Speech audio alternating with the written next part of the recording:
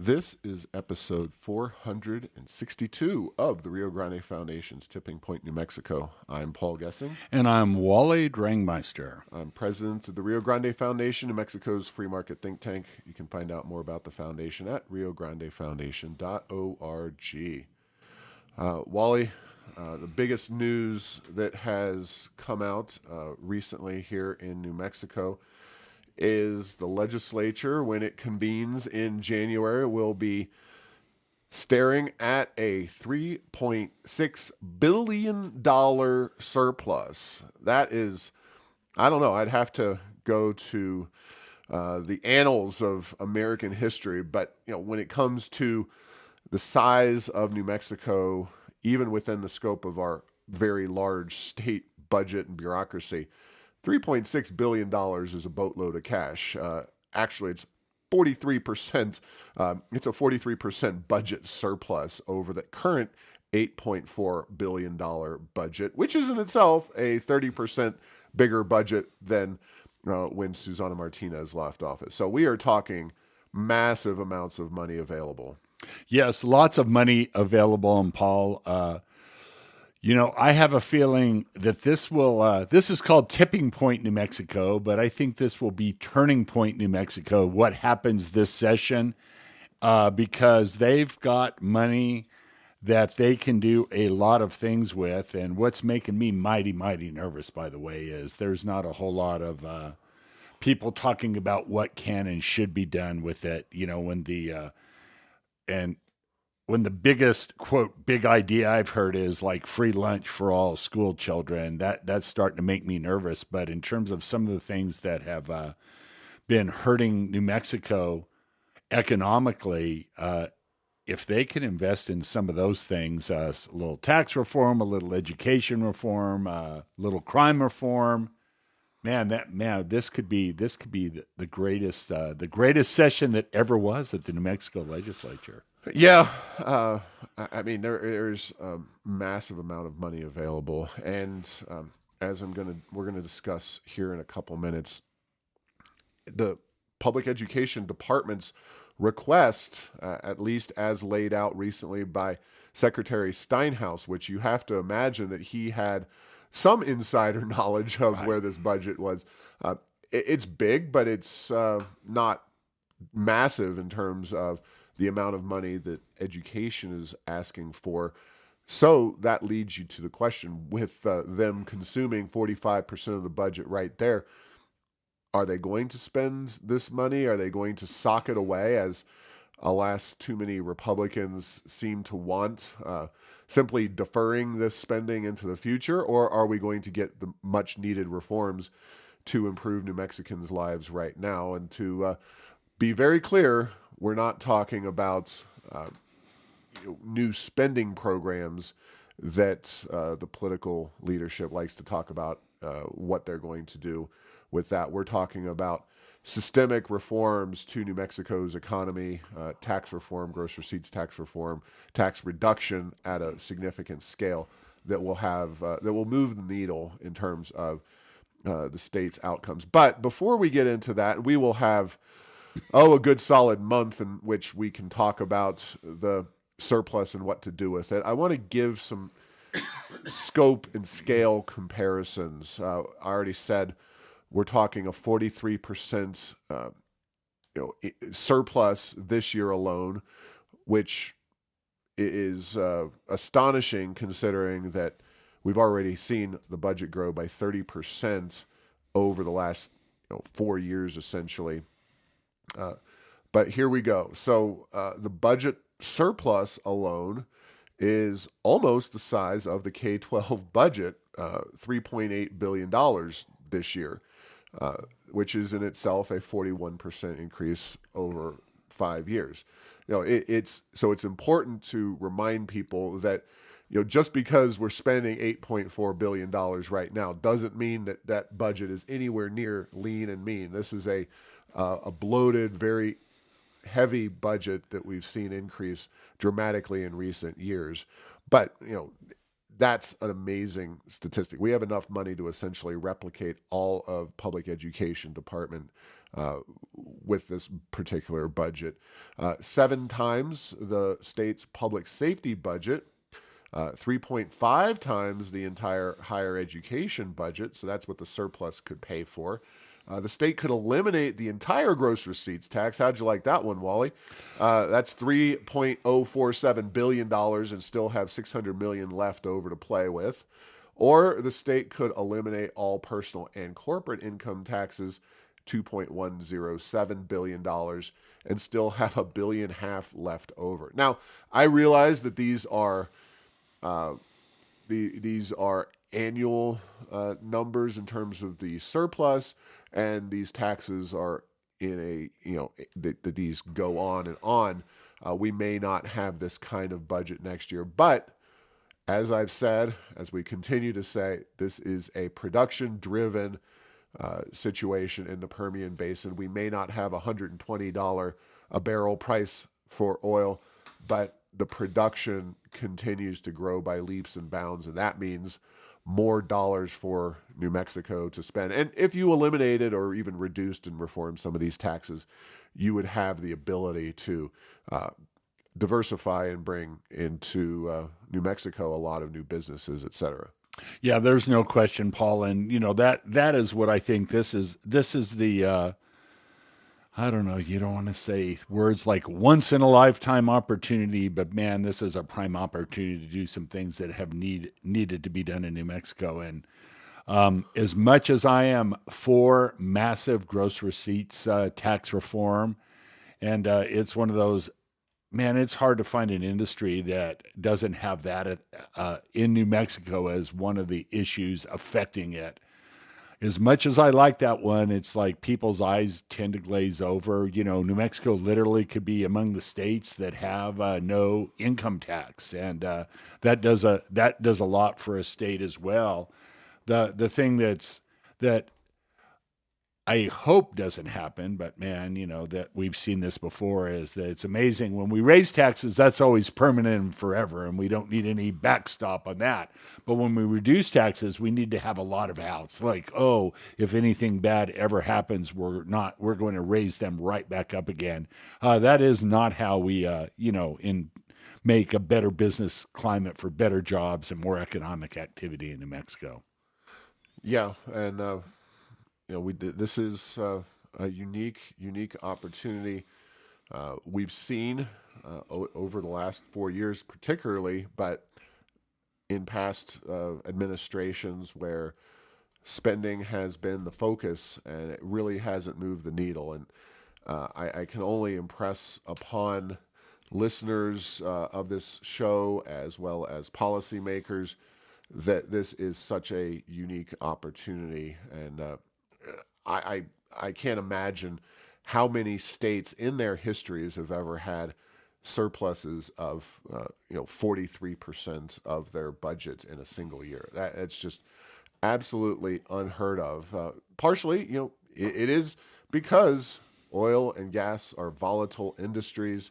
I understand that, and New Mexico has long attempted, at least said they're attempting it. They've talked about attempting to diversify the economy, when in reality, not a whole lot has been done to diversify the economy. And if we're ever going to move New Mexico in a pro-market direction from certainly a tax policy perspective, now is the time, with the hurricane force winds blowing in our rear in terms of giving us all the opportunities we could possibly imagine to do that. So, and kind of related to this is the fact that Kurt Steinhaus, the governor's education secretary, put forth a series of proposals for the education budget.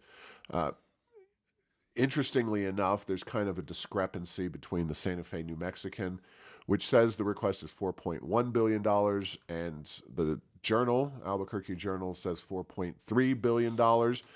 What's a $200 million amongst friends? Exactly. So this would be for fiscal year 2024, which is a 6-year differential between FY 2018, in which we spent $2.69 billion.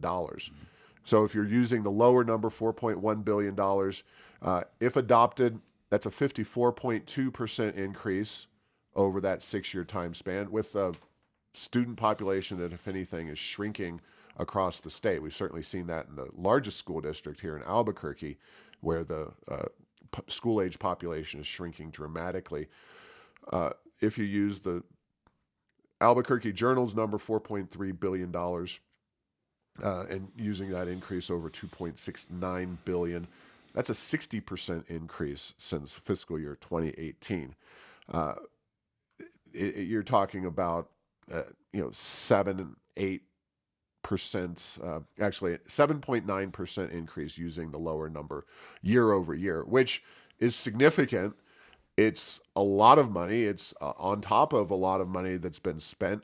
But in the grand scheme of things, considering that that is 45% of the general fund budget, even the PED's request is not that much within the scope of this 43% budget surplus. So the question further remains, if you satisfy what PED wants, then how much of this money is still available? And the answer is a very significant chunk of that money is still available for other potential things to do in government. Yeah, and then Paul, I don't know why, but I like to look at it as like, how much is that per capita? And that 3.6 billion is $1,800 for every man, woman, and child in the state of New Mexico. And if you look at it from a household point of view, there's a little bit under 800,000 households in New Mexico, $4,500 per household. So is it a lot of money? Absolutely, it is a lot of money. And the point remains, but it's not so much that it would change the lives forever of people. You know what I mean? And so let me just put it that way. I don't know what that number is, but I would say that would almost have to be $100,000 per New Mexican to just totally change their life. Like it's the Oprah Winfrey tax rebate show.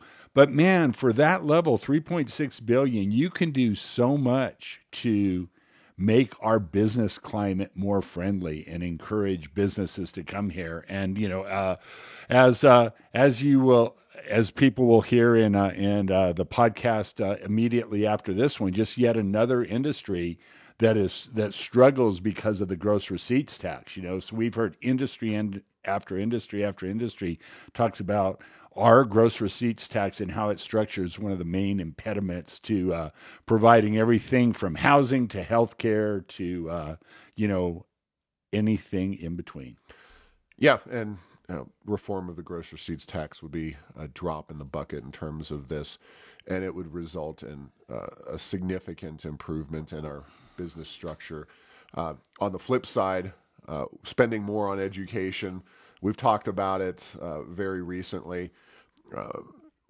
Mississippi and Arizona both reformed their systems in order to generate higher outcomes for their students, specifically fourth grade reading. And we've talked about the importance of that with regard to more education spending. Look, I understand the need to keep up with inflation, to hold on to teachers and other staff to an extent. Steinhaus is asking for all staff to get 4% pay increases. You could even institute, although they won't, some kind of merit pay system, but that is anathema to what the unions want, and the idea of tracking and making sure that the teachers are doing a good job is, again, not something that this administration or the left wing in general seems to be interested in doing. But what we're actually seeing, and transitioning here now just to education policy, we of course have talked about the worst in the nation NAEP scores that New Mexico turned in recently back in October.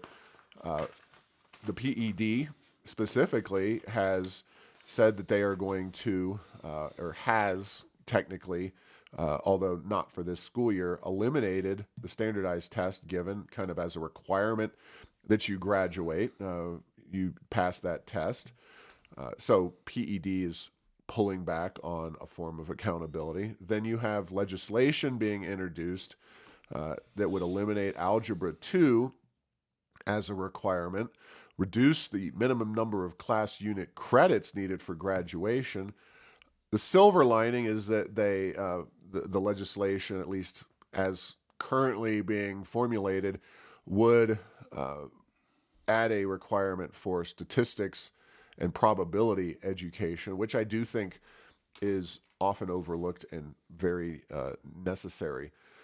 But the broad kind of trajectory here is towards dumbing things down and reducing standards. Now, that may help you get more graduates. That may help you get other, benefits short term, but long term, you're not doing an any better job of actually teaching the kids and creating a more prepared set of workers when they get out of high school. Yeah, that certainly is the case, and yeah, the way to achievement is not lowering standards. And let me just say, I'm not one that says all the higher the standard, the better when it comes to something like that. But just to say, it's like, okay, we don't like being 50th. Why don't we just suspend testing and suspend grades altogether? And if you show up, you get a diploma. Would that have an impact in New Mexico? The answer is absolutely it is. But in my little thought experiment that I've gone through, I don't think it would be positive for the students. I don't think it would be positive for the state. And we sure do fight, these objective measures of education here in New Mexico. There's a very strong immune system towards anything that strengthens those that just kicks into play. Yeah, absolutely. And, one of the things that we've looked at in the past that we have true concerns about, and this comes from the State Council of University Presidents in a Santa Fe, New Mexican article. They said a reduction in high school class requirements, including algebra, could adversely affect college readiness and increase the need for remedial studies. Well, we all know that this governor has embraced so-called free college, which of course is free college paid for by we, the taxpayers, and coming out of the government coffers.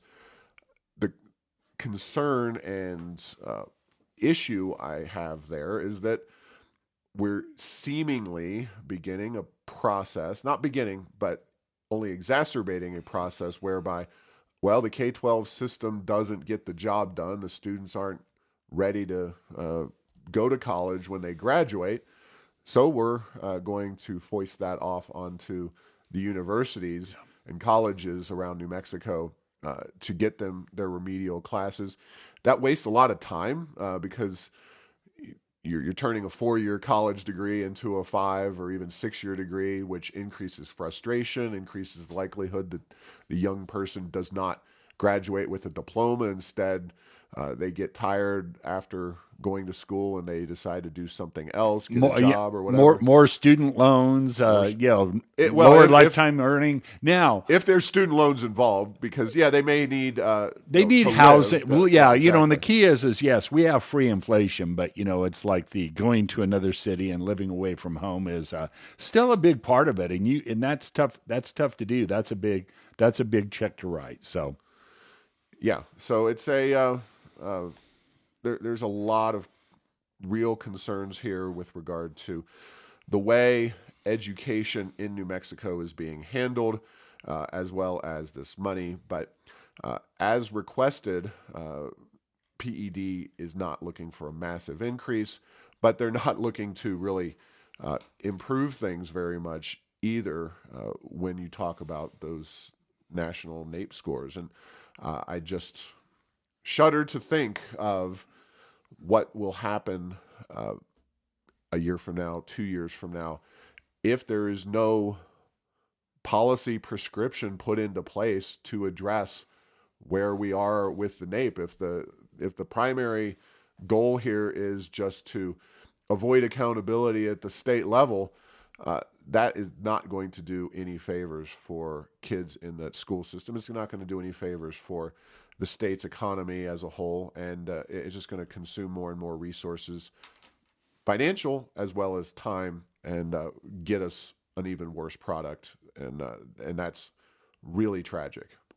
Yeah, there's Paul, in the way things are motivating, that you can be motivated by achievement, you can be motivated by fear or embarrassment of failure. And in New Mexico education, we just ignore all of that and just, we look at what we're putting into the system and ignore what's coming out and don't even like to talk about it. And the time for that is pretty much gone. And I have a feeling that, yeah, if New Mexico takes another turn down, we solidify our last in the nation status. Will that be enough politically for something to happen in New Mexico? Man, I would sure hope so. But there's no time like the present. Yeah, and again, voters ratified this mentality by confirming Michelle Lujan Grisham as governor.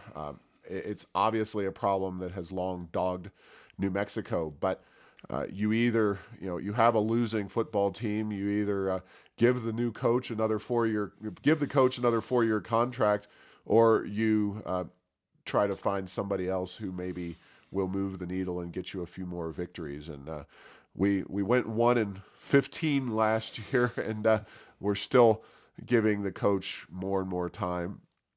And it just strikes me as incredibly frustrating and bizarre. But we're going to move on from there because it's quite frankly too depressing to continue to talk about New Mexico's education challenges.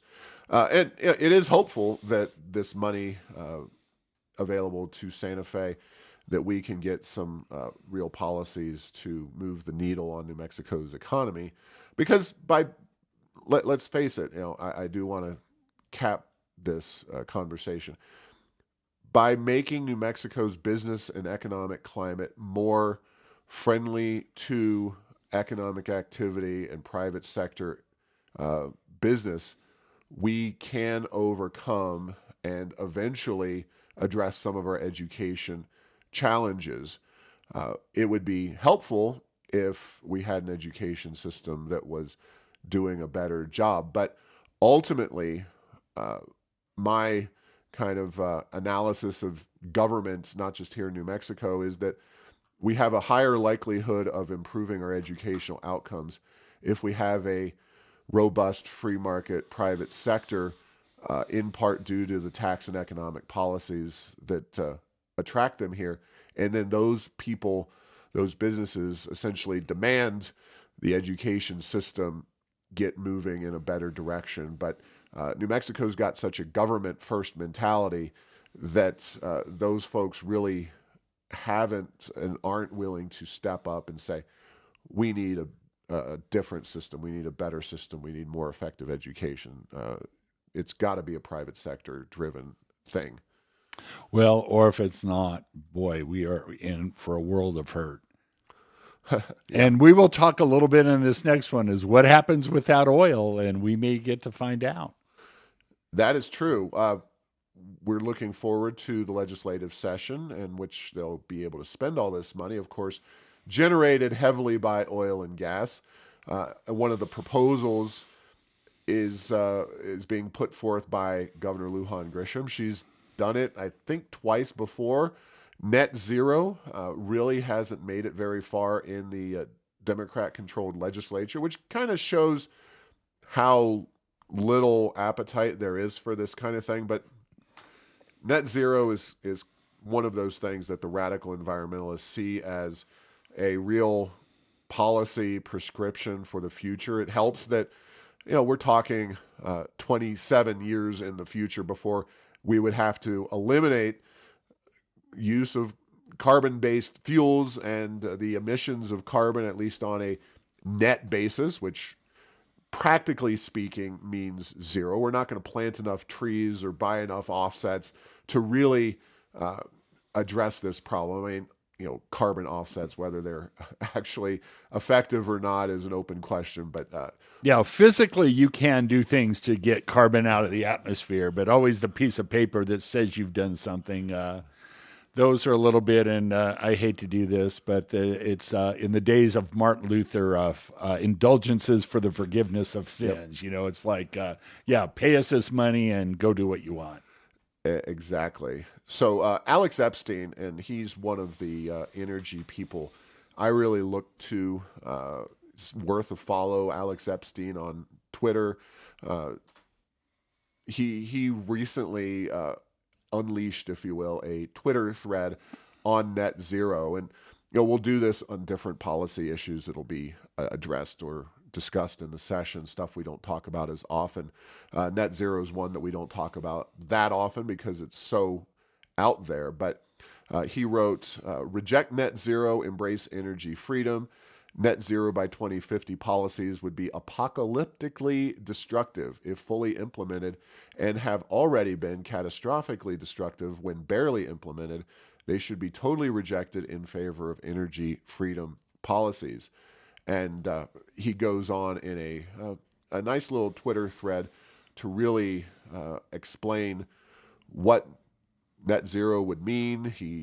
It says, restrictions on fossil fuel development, ultimately banning fossil fuel developments, bans on fossil fuel use, mandates of alternatives, subsidies for alternatives, hostile to development in general, and hostility to nuclear.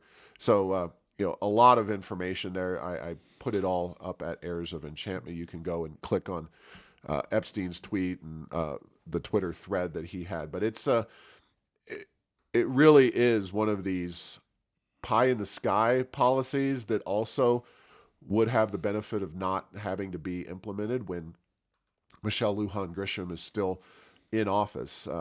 It doesn't mean that wouldn't be a problem if you pass this, because that sets a whole slew of policies in motion that would be harmful to New Mexico's economy immediately.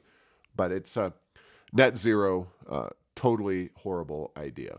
Yeah, and Paul, totally unrelated to seeing this on the agenda of topics today. A few weeks ago, I downloaded the World Energy Outlook 2022 from the International Energy Agency, and you can go and get this report. It's 524 pages, but they have a worldwide scenario for net zero by 2050, and I know marijuana is legal now, but back in the day when I wasn't, we used to call things like this marijuana business plans. They were business plans that were conceived and, in some cases, tried to be implemented under the influence of cannabis. And just the assumptions you have to make to get there are so beyond the pale. And one of the biggest ones that is talked about is just how the level of energy availability in most of the developing world there is.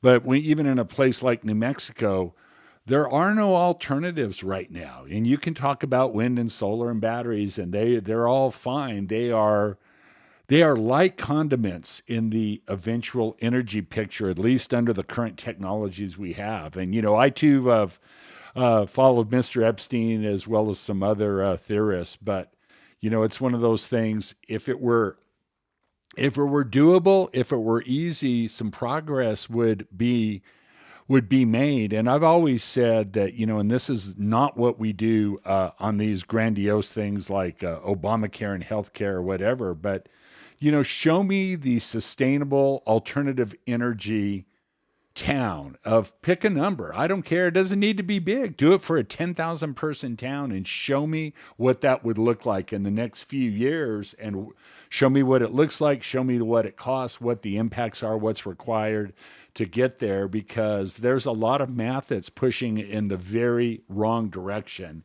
And probably the one that's the worst right now is the the state of battery technology that we have right now. If there's not a massive, massive, massive breakthrough sometime in the next couple of years in terms of what batteries cost and how many cycles you can get out of them and how quickly they can be charged and discharged, all of this is just, this is just craziness.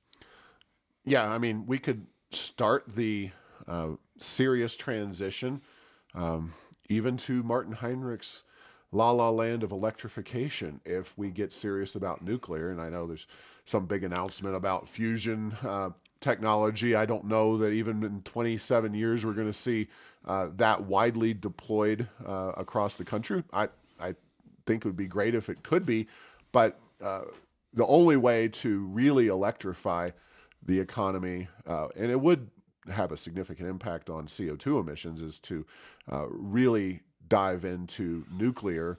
And then you can figure out transportation once you have pretty much a inexpensive, constant supply of electricity. But until you get the electricity supply issue straightened out and decarbonized, if you will, everything else is simply not going to happen. It's a very unrealistic thing to talk about and try to do in any state, let alone a state that's the second biggest producer of oil and top 10 in natural gas.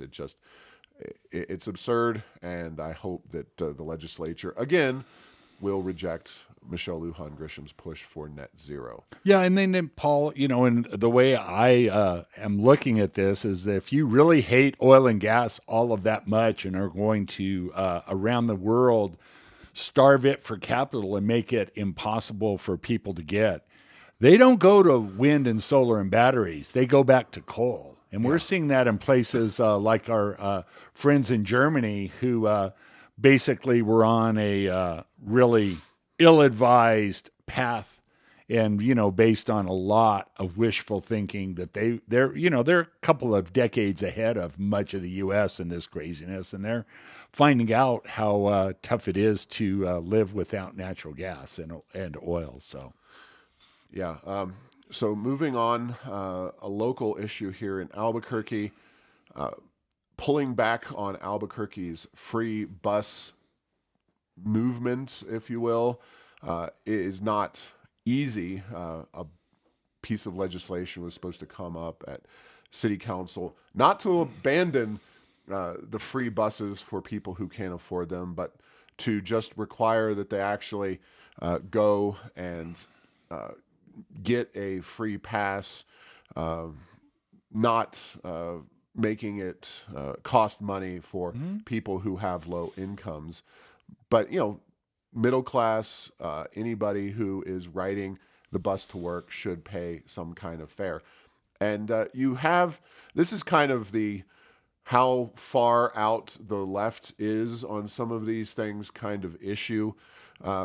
This is a $3 million program, which, granted, everything in government these days seems to just be free money, more money, spend, spend, spend. But $3 million to add this new quote unquote free bus service. But I blogged about at Airs of Enchantment an article from Source, New Mexico, and these are the kinds of advocates pushing back against simply requiring this basic effort for people who want to ride the bus for free. So they talked to someone called Hallie Burtz, who researches in critical planning and abolitionist perspectives on urban planning. And she argues that proposed criminal penalties. This is, you can't ride the bus for free, which calling that criminal penalties is kind of an absurdity. But it would result in riders coming into contact with police and would recreate the very barriers that Zero Fares program tried to address in the first place. And then you have other arguments who say riding the bus is anti-Black, anti-Indigenous, and anti-poor. And Together for Brothers, a left-wing organization linked to in this article, they focus on transit justice.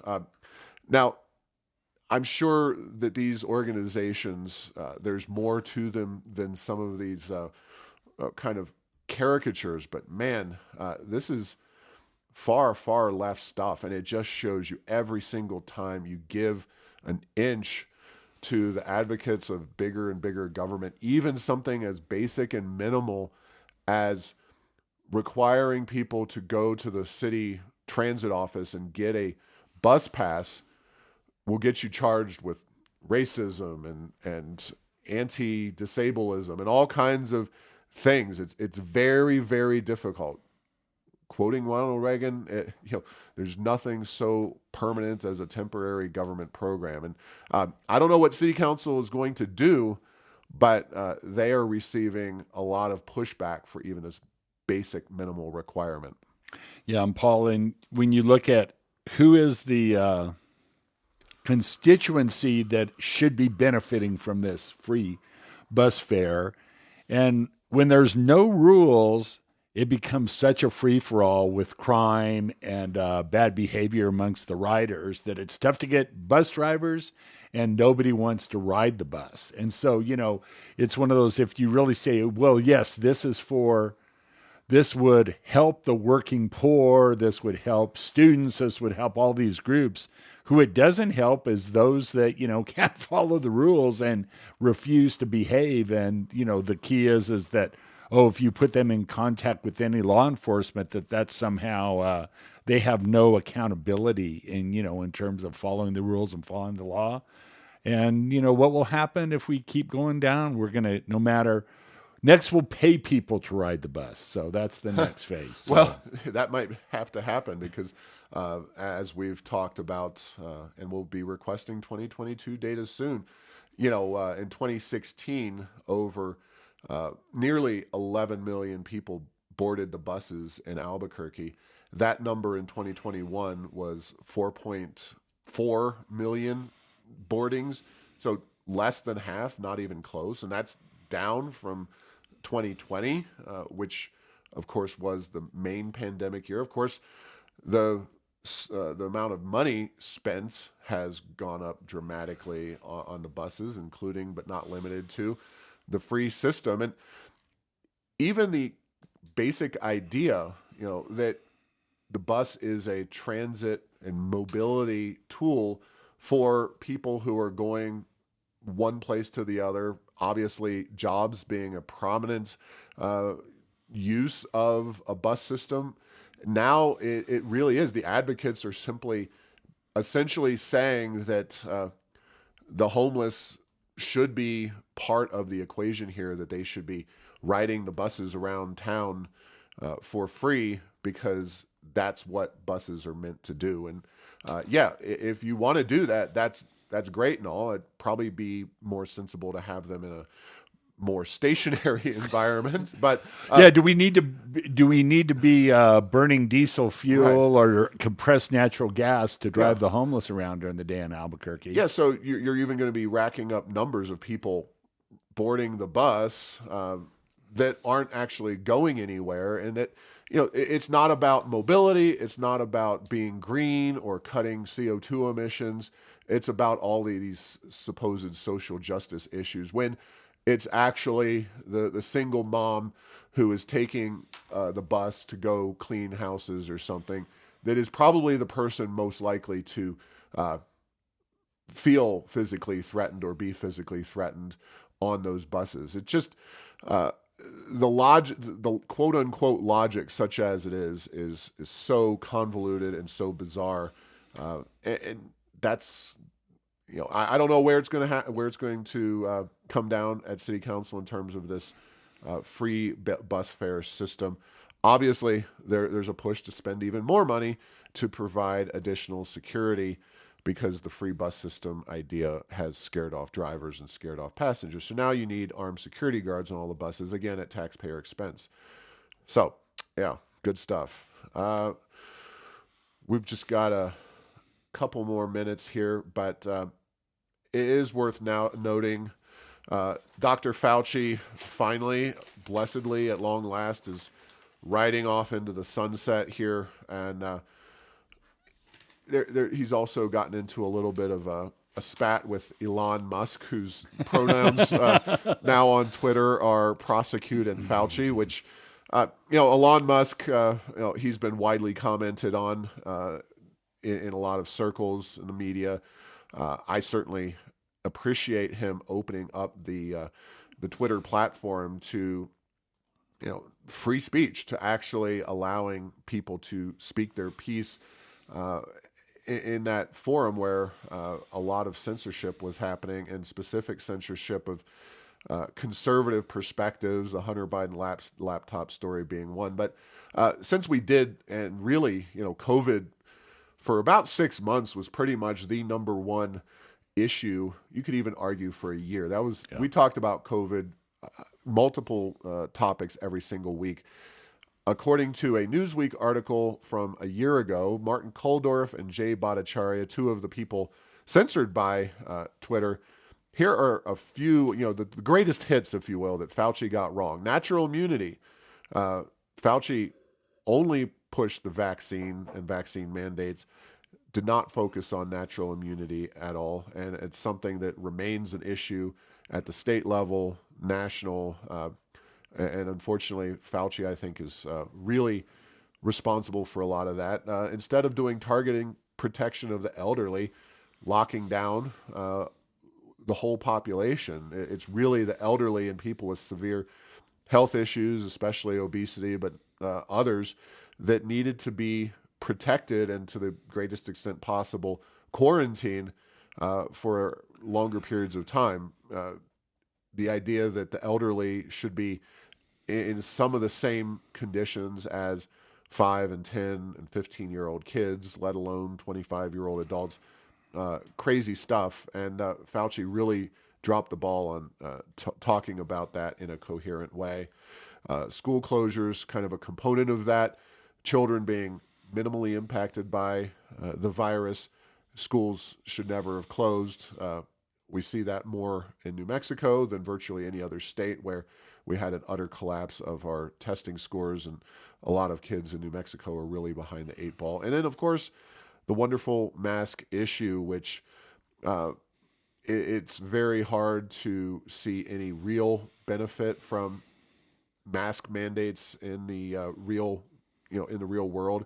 You can create studies that seem to try to make the case or not make the case, and those are all over the place. But real world mask mandates, and nowadays my favorite, since we're well beyond any mask mandate issues, is seeing the people out in public wearing a mask still. So they buy into something, but they've got it below their nose, or they're wearing a mask totally inappropriately. Really, it's the fashion accessory approach to masking at that point. Yeah, unless they're going to go rob a bank or rob a store, which is all pretty common occurrence nowadays. Masks are used for that very often. But anyway, Wally, I'm glad to see Fauci finally on his way out the door. But the idea that he did some kind of great job with COVID and keeping Americans safe and making policies, it's pretty hard to justify that.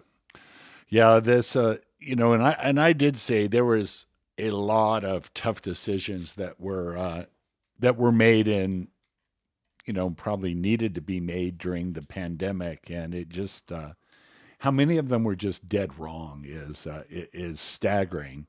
And then we're seeing the epitome of the kind of Fauci strategies still playing out in China, and so they're. Now in the United States, COVID as a threat seems like it continues to go down. Now we're much back to having flu issues and other things going on. China is still having to do it, and they may they're still doing it. Yeah, they may still have a new government in China as a result of it. It's getting that bad because it's just not working there as well. Yeah, it has been something that a lot of countries have mismanaged. Obviously, Sweden, one that we cited pretty early on, and a lot of advocates for more targeted protection cited. And certainly, Fauci wasn't acting alone or in a bubble. There's Donald Trump, who essentially deferred to him very early on. Biden administration encouraging a lot of these policies, including vaccine mandates that thankfully the Supreme Court rejected. There's a lot of fingers to be pointed and blame to go around, but not just from Fauci, but from Michelle Lujan Grisham. Uh, and I get it. She won re-election. She doesn't really have to. I believe, to quote an old advertisement, winning re-election means never having to say you're sorry. Exactly.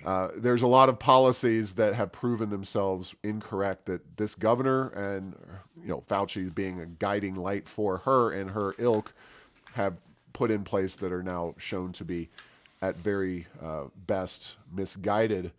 So, but they never apologize or say, I could have done some things differently, and that's highly unfortunate. That's something that seems really common now in today's society, where admitting you did something wrong or maybe had imperfect information really it doesn't happen anymore, and that's a really bad development in our society. Not that it's easy for anybody to admit that they're wrong, but boy, nowadays, and Fauci is one great example of that. But anyway, glad to see him go. So thank you for listening to this week's episode. Find all episodes at tippingpointnm.com or at the Rio Grande Foundation's YouTube channel. Subscribe to the show at Apple, Stitcher, or have your Google Home play Tipping Point New Mexico. Thanks to Path 3 Marketing for producing this show.